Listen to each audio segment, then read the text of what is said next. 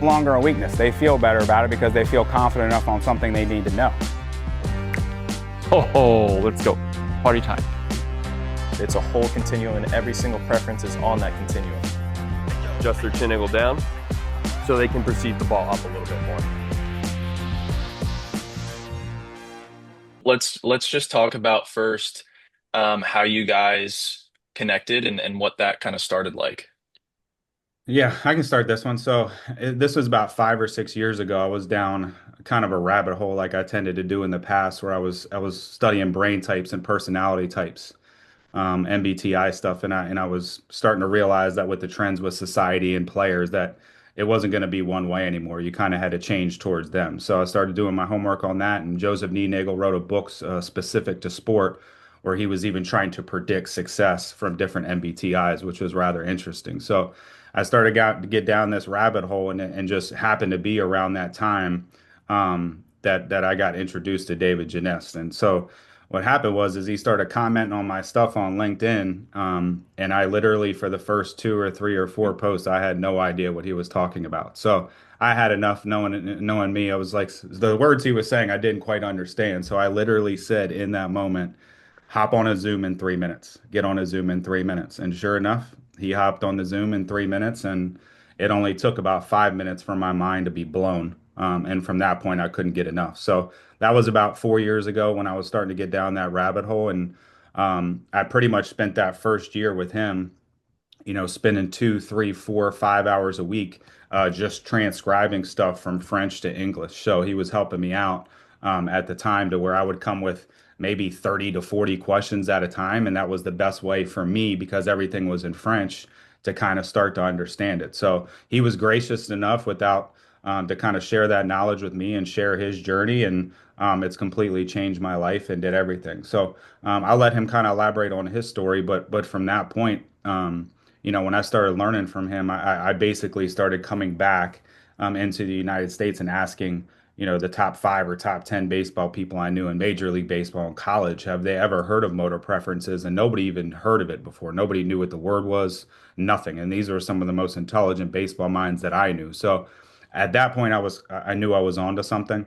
Europe, in a sense, from fashion and other things, have always been kind of ahead of United States, or whether it's more holistic things when it comes to treating children and stuff like that. So I just realized that wow, maybe I did stumble across something that was really influential and really could impact everything. So me and David decided to start this company, and really the goal was just to help people. It wasn't about keeping the knowledge from Maryland. It wasn't about trying to just create the specific advantage for us, even though I do think it's an advantage. But the goal was just to end up to help people. And with so much information on the internet right now, I think you could be more confused than ever than having a pass. So this has completely changed the way we do everything at Maryland, how we do everything with MPE, how we do everything with my children. So that's a long background, but that's kind of how it started. Which what's your take on that and your perspective on how you guys connected? I remember that LinkedIn post, and I remember Swope asking me like, "Can you hop on a call?" I'm like, "Yeah, why not?" And I think the call like lasts probably 3 hours, Probably. probably something like that. But that was great. I mean, it was like the first one to jump on some comments that I've made on different posts, and uh, we become actually virtual friends on the first year because it was like in COVID, right? If I'm right. Yep. And since yeah, that was great. I think like Matt just jump in and he asked many questions. He actually learned him the hardest way probably as that is possible to learn them because he had no support. He had just me in a kind of a way. So it was like I remember him sending me information like, "Hey, this is this," and I was like, "No, that's not that." He was like, "Damn." How many times but Painful. actually I think that was a good way actually to share the knowledge, and I think is open-minded, which is like very good when you're a coach, not you know staying in your cognitive bias, thinking that what works for one player should work for everybody. That's where actually we're losing knowledge. But that was like I really actually love that period. That was great for me. I have a side job. I had to pay the bills for the family, but I was always looking for um, a partner or someone that could actually hear what we're doing in Europe with athletes. And Matt was there. I don't know if it was a great time for me. I have to comment on that. So anybody that it is daunting when you do step in, but that's why we've tried to, do the introductory book, and that's why we're kind of starting this podcast because I was in a dark, dark place for the first 6 months trying to literally learn through questions with no books, with no translations, no nothing. So I've been there with everyone. This isn't something that I just knew. I had to go through the process. And what I love about it the most, if you're a coach, if anybody's ever been in this type of situation where you're trying to help people, you never stop getting better. You never stop learning. And with MPs, it's something that um, it's almost like you can peel layers back, more layers, more layers. It's not just like the quick fix. It's never going to be that type of thing, and it's not going to be for people like that. It's for people that want to consistently learn and get better and hone in on their knowledge, and that's my favorite part about it. There isn't a day that I don't spend with David, or you guys for that matter, where I'm not learning something, and I think that's really, really special. So it's exciting. It's something that we're going to continue to forge through and learn more about as we go, but the best is ahead for sure. Yeah, I think like everyone talked about there, like the learning process. And I know for me, it was like every time I took, 5 steps forward, I took 3 steps back. And that was for a Mhm. good, maybe over a year, to now where it's you start to get more comfortable at things. So just go into either of you guys just talk about like that real learning process. You guys mentioned how difficult it was during that time because like you said, there's no books, there's nothing really that are out there in English. So just talk about like where you guys started and then how that kind of came to be.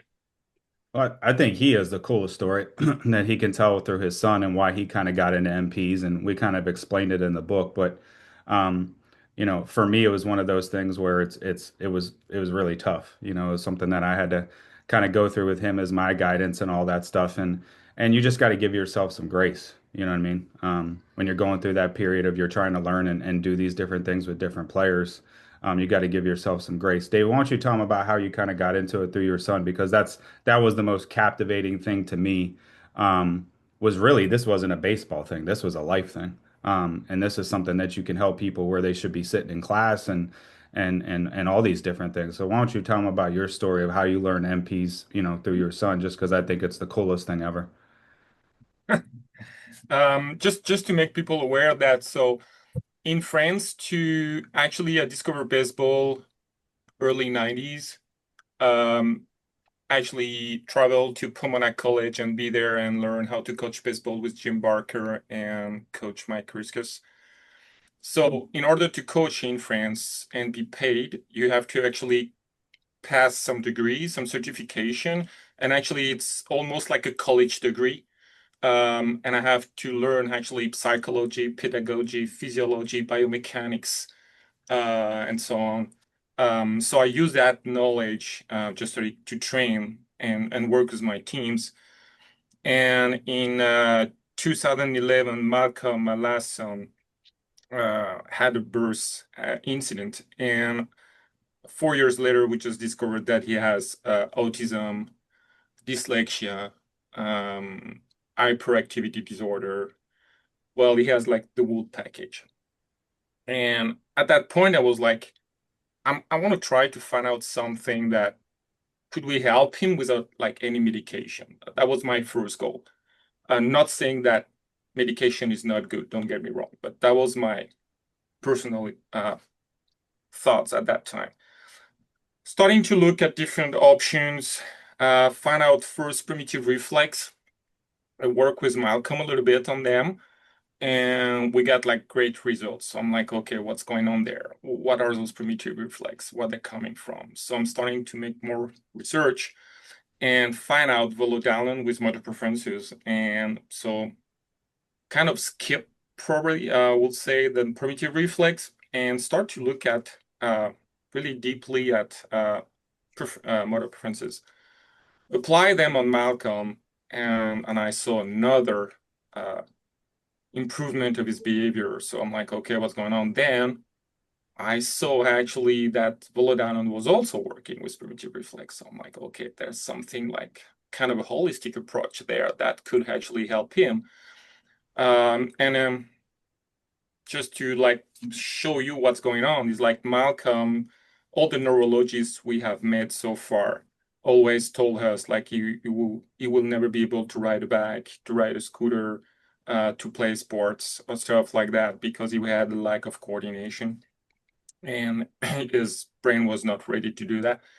But actually, riding a bike and riding a scooter are his favorite sports now.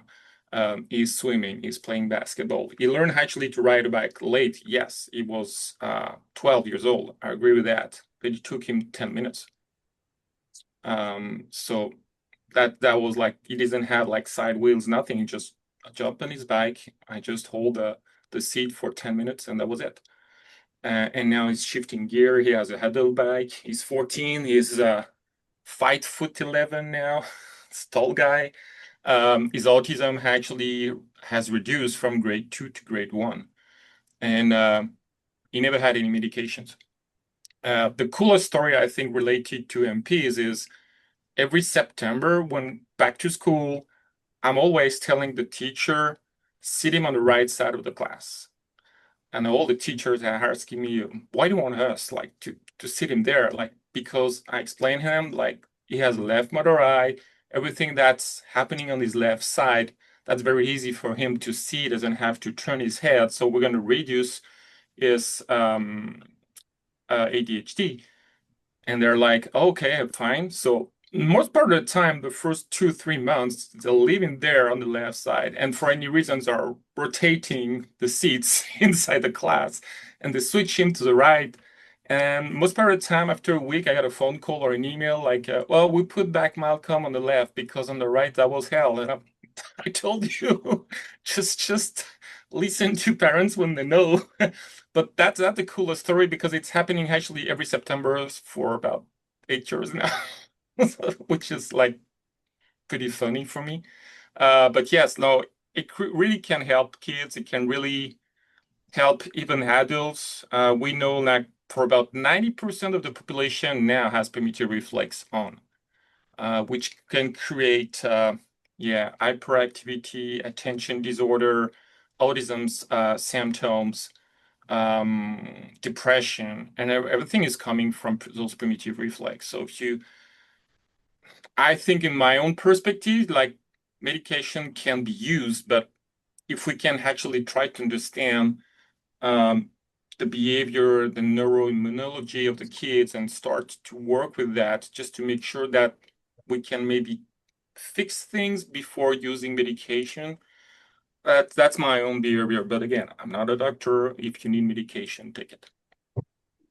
Yeah, I think just Yes. having an understanding what the primitive reflexes are, that was something that was really cool for me is for those that don't know what primitive reflexes are, that they can take over motor control. So it's something that all children are born with to protect them. But it's something that nobody, when they're doing, sports evaluations or assessments or things that I've never even heard about it before, which is kind of interesting, rather that's something that you're born with and that, every single person is kind of inherited, but we didn't know much about it, especially in sports. So to see that kind of transition and how we do that in the assessments, just understanding if someone has a few primitive reflexes when they're tired or they're using more energy or all these different things, it can make a huge deal. So if nobody's ever done their homework before, primitive reflexes are really interesting and something that we integrate in our assessments every single day.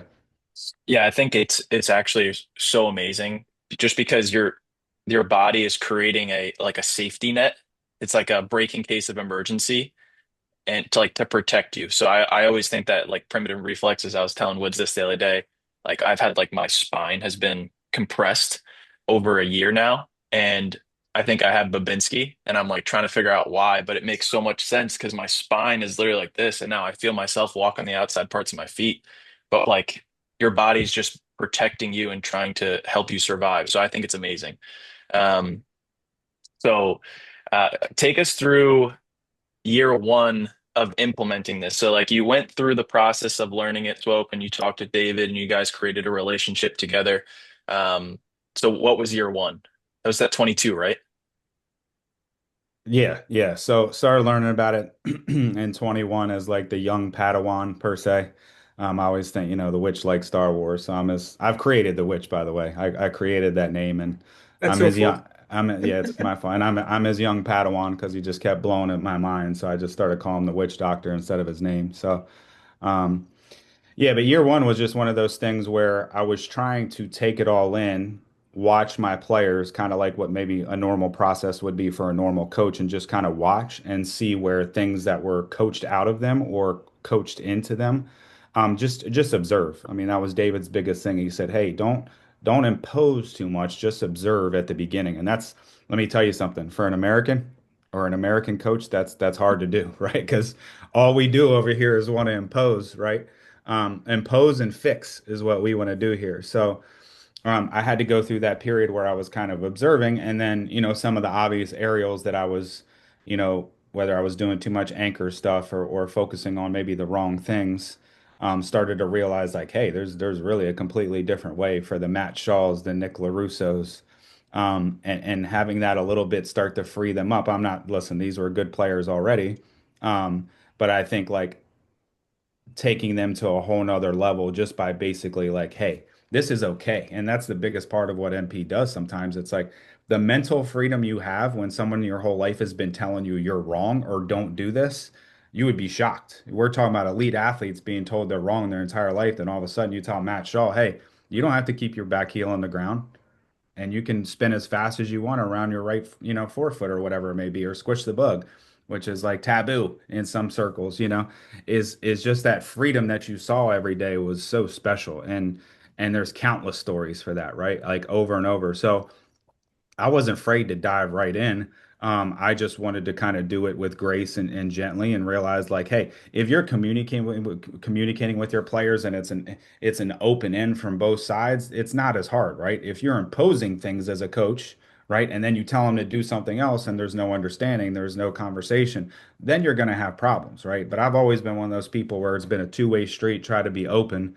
Um, and with that, you start to get the feedback of how it feels for them. Now, yes, we need production, right? We're in a production sport. We need to do well, right? But it was just mind blowing. And in that first year in 22, we broke every single offensive school record in the history of the school and hosted our first regional. So wasn't afraid to dive all in, and it's been something that's been special to watch ever since. Yeah, it was definitely relaxing being a pitcher on the staff that year, knowing we're gonna score 10 runs a game. So Yeah, that um was nice. so 23 brings enter Matt Woods. Woodsy, talk us through, the process of the transfer portal and kind of why you chose to go to Maryland. Yeah, no doubt. That was definitely like such a new experience for me, going to Bryant University, loving my time there. 4 years graduating with a degree from there, and taking my extra year because of COVID, to try to further better myself as a player, and ultimately try to reach my dream of continuing playing after college. So, I'd taken a couple visits, and I've heard the same old, these are your hot zones, these are your cold zones, this is what we're going to work on, this is what we're not going to work on, vice versa. But as soon as I took my visit to Maryland and stepped into Coach Swope's office, my mind was blown. It was something that I had never heard before. Things he was telling me about myself that he never could have known, because he had never met me before that point. Like, how my shoes were tied, why I would miss, some specific ball, why would I miss a backdoor breaker, like all these things that he was telling me that I had never heard before. I walked away from that visit knowing that I could never go anywhere else, because I would always be thinking about like, what could that guy tell me, because it was a completely different language. So for me, it was easily the best decision I ever made. That year, I had never felt so mentally free. My work had never been so efficient. My body, outside of me running into a wall, had never felt better. But the relationships I had with Coach Swope, with my teammates, and some of the special things we did that year were things I'll cherish every day. And I think, from my perspective, as part of the MPE team, like a real nuance that I bring to the team is, when I was originally learning motor preferences, it wasn't to coach other people, it was for myself. So I was learning, my specific profile, nobody else's. I was learning how my body was wired every day. I was learning about, why maybe certain things didn't feel the right way and why certain things did, different cues that worked for me. When I felt off one day, which cue was going to get me back consistent the next day. And I had felt so mentally free, like having, Coach Swope in my back pocket to bounce things off of, and that communication that we had, on an everyday basis was something that was freaking awesome for me. And so, learning my profile and then now taking it, post career and, learning MP as a whole for every different profile, has been something like Coach Swope said, like I learn something new every day. And, at the end of the day, like we're here to help as many athletes, as many coaches as possible, just optimize who they are as players and give them the best chance to, enjoy the game as much as possible. Because obviously, when you're succeeding, you're having the most fun. So, yeah, cool story. I love my time at Maryland, and I'm excited to see what the future holds for MPE for sure. Yeah, and just to just to piggyback off that is it's one of those things that that's why you need coaches, It's not easy to do. You need, is it internal cues? Is it external cues? Is it mechanics? Is it constraints like that? You need the coach, right? And everybody learns differently. Everybody understands differently. So people are gonna come at you for all different types of things, but that's why you need coaches, right? My job here is to learn about Matt Woods and how he takes in information, how he takes, feedback and how he's learning and all these different things, man. Like you have to be that. You have to be in the trenches and it's clinical. It has to be in there every day, and that's the most special part is having that feedback and having guys understand. So he was an easy one, that I'm glad he came here. I wish more kids today would do it that way, and I think over maybe the course of time, hopefully it'll shift more towards those types of things in recruiting and the portal and how out of control everything is.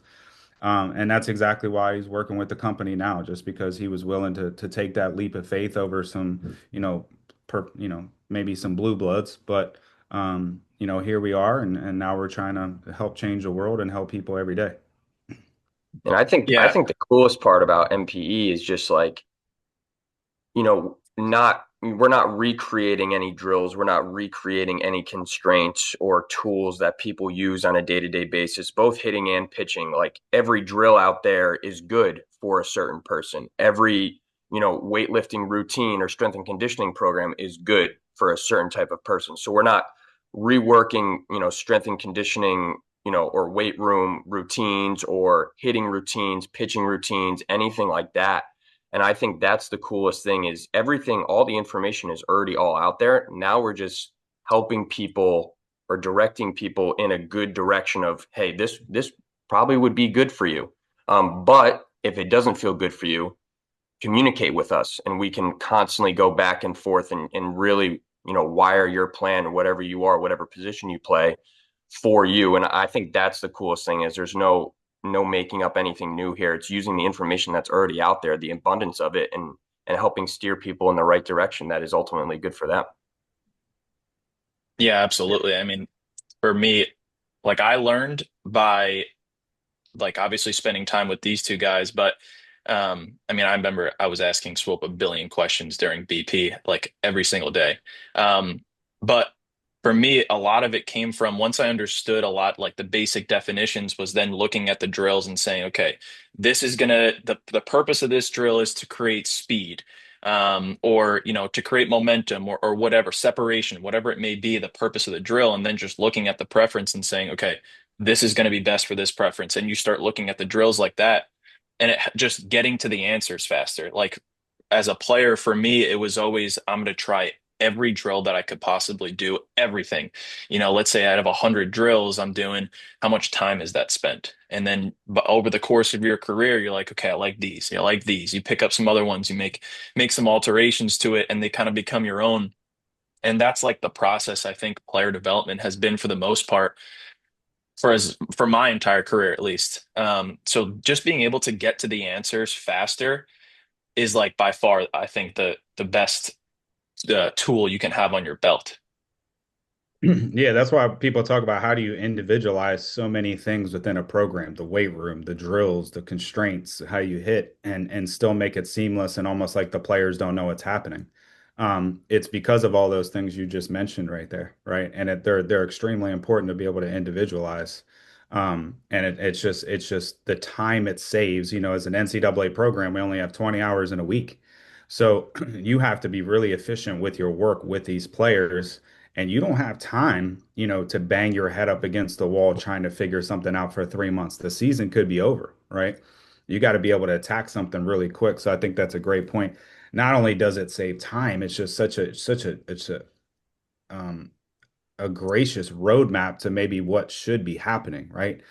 Even the assessment community right now, right? Like FMS, like PRI, wide narrow, like there's a lot of things we could do from an assessment, but it's when you look at different dialects in sports, I don't I struggle to seek any continuity in how they assess what they're doing for the sport specifically. So I think we got a long way to go. And if you're willing to be open and then just understand that, I mean, nobody's doing primitive reflexes. We're starting with the feet, even the soles, the shoes, every single tiny thing that we're doing. Is just been completely, a game changer for us, and I think will be as in different sports as we kind of go.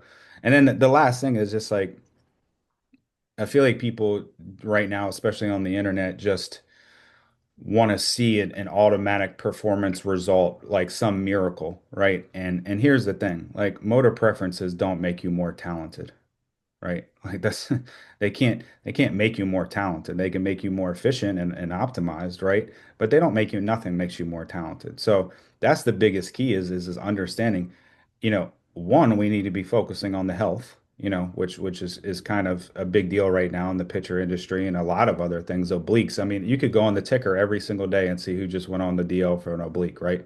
That could be an associated, disassociated hip shoulder separation thing, that people just aren't educated on. So it's one of those things that I think right now is just we're in this realm right now where we need to understand a little bit that the health is key and performance is great too, but um performance is can come in many different ways.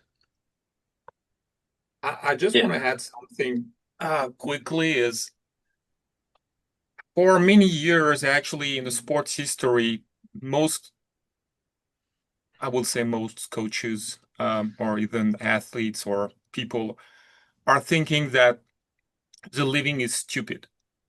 So you have to impose actually a better movement to your athletes because you think that you're smarter than the living. But actually, the living is very intelligent. And this is actually what we're working with. The living has only one goal, is to survive. Okay. And in order to survive, it needs energy.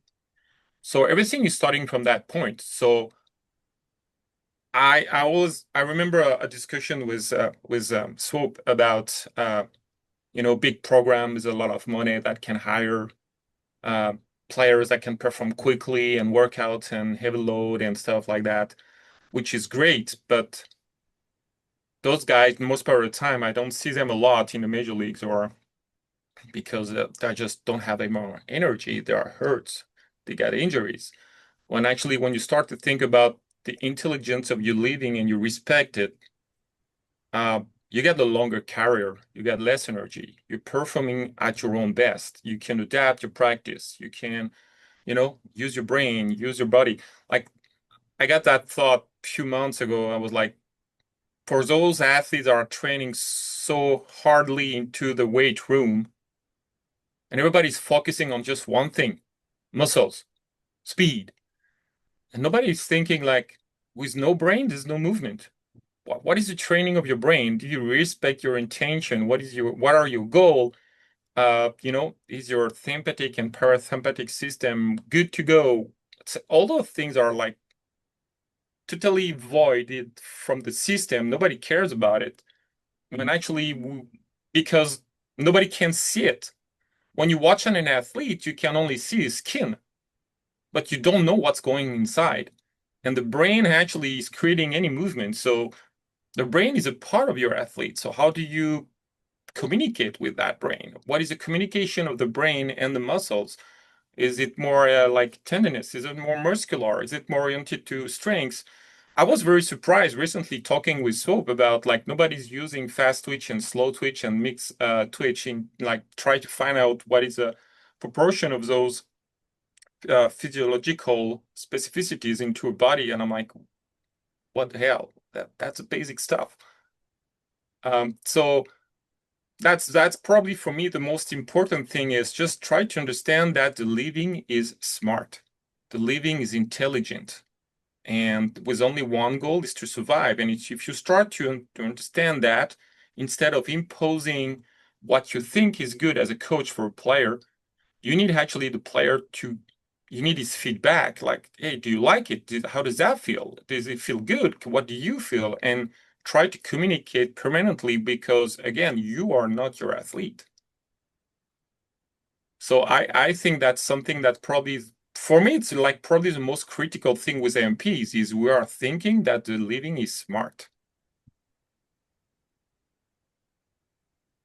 Yeah, I mean that's good stuff. I mean, it brings me back to like very specifically in hitting all the things he's talking about. We just put these machines up at really high velocity and put them close, right, with no, ramps or timing shoots or anything like that. And it's like, hey man, like your brain wants to use the least amount of energy as possible, right? And yeah, you can do a lot of different things to complete a task, but it doesn't mean that you're doing it efficiently or how your body should do it. So all these different things that he's talking about the brain where, I mean, would you say which I think at some point we know about 5% of the capacity right now of the brain, you know what I mean? That we're going to be, and maybe it's more than that, but I thought it was a very low percentage of what we actually still know about the brain. And you just think where we're going to be at, in 100 years or all that. We might be sitting here laughing at us on YouTube and different things when they're like, wow, these guys were dummies. You know what I mean? And I think we're trying to get down that rabbit hole more. So, good little nuances there from the witch, and you could just see how deep it is, even from, like you said, dealing with her strength and conditioning every day. Like the first time I asked, like, hey, how can we test for, whether they're slow twitch or fast twitch, right? If we have type 1 fibers, type 2A or type 2B muscle fibers, right? Well, they're like, well, how does that pertain to baseball? And you're like, wait, what? It's like, it's so it seems like, hey, let's do a beat test or something for, soccer because we know it's an aerobic sport, so let's understand what they are, right? But we're not necessarily, again, going back to the assessment piece, there's no continuity, right, across the, different sports to understand why. I think it's very critical that you have this information on how you recover them, how you train them, what you're doing in the weight room. And again, you can't really change muscle fibers. I think, would you say what you can change about 15% of muscle fibers? Something Well, like that. it's more complex than that. So it's easy actually to change a slow twitch. It's hard actually to change a slow twitch into fast twitch, but it's easy actually to adapt a fast twitch to become a slow twitch. So if you have a slow twitch athlete, you can temporarily actually change 5 to 10% of this twitch to go to mix, so more I Two will way. say explosive, but it's temporary. It's like so Huh. if you have let's say a terrestrial slow twitch and you ask him to run 100 dash meter at the Olympics, just tell him to come next life because that won't happen. That'll be me. No, I mean, so I think, yeah, yeah. So it's just stuff like that. It's like getting all the information when you're going through the process. Like, yeah, I mean, we could be here for hours just talking about recovery for pitchers and the old school versus new school. A lot of speed now with position players and pitchers, right? There's so many different things that we can dive in as we kind of go on, which I'm most excited about because I realize like the people that are listening are in the exact same place me and Matt and Nick were. Like, you just trying to understand every tiny thing, and a book maybe doesn't do it because you have to interpret, right? And there's just like, and yes, the courses are mind blowing and all that, but the consistent communication and conversation and hearing it, every day is really going to help people, which is why we kind of started this podcast. I'm excited to dig in all the details in our future episodes. Yeah, absolutely. It's a good transition into just what we're kind of the purpose of it. Like you said, we're just trying to help the coaches, the people that we were in their shoes, for me a couple years ago, for which a lifetime ago. But we're just trying to help the people and get more information out there. And we'll be going through different topics each episode and kind of taking in questions from other coaches and we're excited for it. Just the ability to communicate with other people and spread the message and kind of what we're doing. I think clarity is the biggest thing for us. I think there's so many misconceptions with like what motor preferences are and how we work within our coaches and what we're doing. And I think this is a good opportunity to like clear a lot of that up. So I think all of us are pretty excited for this podcast and what's to come. You guys have anything else? Nope. Welcome to the Matrix. We're excited to share all the knowledge with you and then the day-to-day struggles we have and success stories and create this community of just growth and learning and ultimately like being it for the right reason with good people to help people. And that's essentially why we're doing the podcast and moving forward. Absolutely. All right. Well, until next time.